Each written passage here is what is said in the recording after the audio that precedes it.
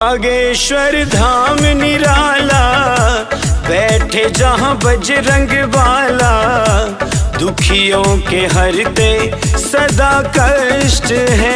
बागेश्वर धाम निराला, बैठे जहाँ बजरंग बाला, दुखियों के हरते सदा कष्ट है। दुखियों के हरते सदा कष्ट है।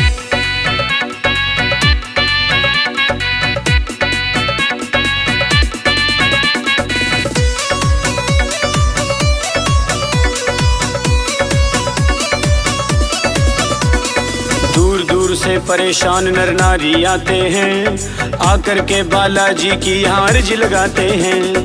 दूर दूर से परेशान नर नारी आते हैं, आकर के बालाजी की अर्ज लगाते हैं। अर्ज लगाकर कष्टों से